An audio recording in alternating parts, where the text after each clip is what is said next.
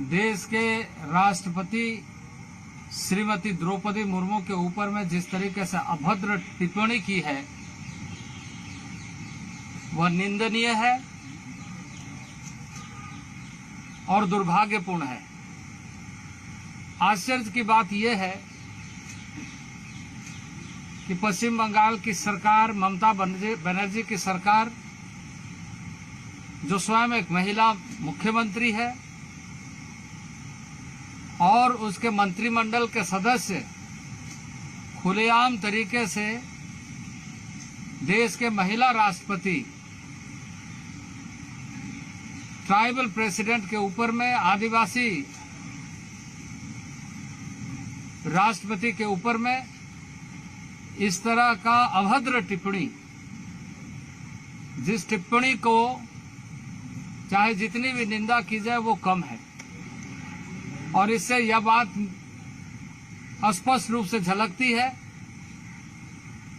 कि पश्चिम बंगाल की सरकार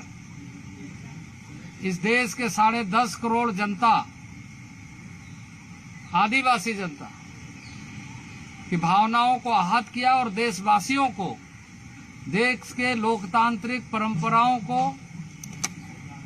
लोकतांत्रिक मूल्यों का हनन किया है। और इस मामले में ममता बनर्जी को स्वयं अपना स्पष्टीकरण देना चाहिए कि उसके मंत्रिमंडल के एक मंत्री, टीएमसी के नेता अखिल गिरी ने इस तरह का बयान किसके कहने पर दिया है और यह किस तरह की बयान देकर इस तरह से अपमानित करने का, अपमानजनक शब्दों का प्रयोग करते हुए न केवल महिला राष्ट्रपति के रूप में, ट्राइबल राष्ट्रपति के रूप में, बल्कि देश का अपमान कर रहा है। हम सब जानते हैं कि राष्ट्रपति का पद राजनीति से ऊपर होता है, देश का सर्वोच्च पद होता है और दुनिया के लिए भारत का प्रतिनिधित्व हम देशवासियों का करता है। ऐसे पद का आलोचना करना, मैं समझता हूं कि इस देश के लिए, इस देश के जनता के लिए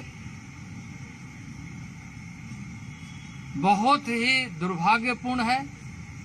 मंत्री के बयान न केवल इस देश के लोकतांत्रिक मूल्यों का हनन कर रहा है, बल्कि अंतर्राष्ट्रीय छवि को भी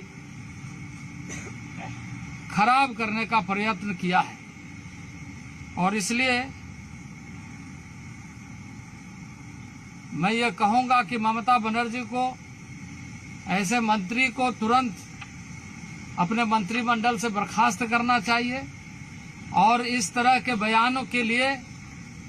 देश के सामने माफी मांगना चाहिए। आप सबको इस बात की जानकारी होगी कि दुनिया में जो एथनिक संख्या जो कही जाती है, उस एथनिक संख्या की सबसे बड़ा आबादी भारत में रहती है। 10.5 करोड़ जनता ट्राइबल इस देश में है और दुनिया में अभी तक बताया गया कि इस तरह से जो नोटिफाइड जो एथनिक ग्रुप है वो 41 करोड़ के लगभग संख्या, उसका 30% से अधिक भारत नेतृत्व करता है। वैसे परिवार, वैसे समाज से,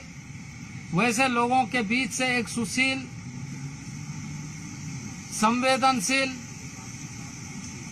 महिला जब राष्ट्रपति के पद को सुशोभित करती है, तो वैसे पदों पर ऐसे महिला को देख करके इनके अंदर एक तरीके से, जिसे कहा जाए, जलन होती है, एक तरीके से पचता नहीं है और ये डिहाइड्रेशन का परिणाम है। ये किसी न किसी रूप में ऐसी भाषाओं का प्रयोग करते हुए अपनी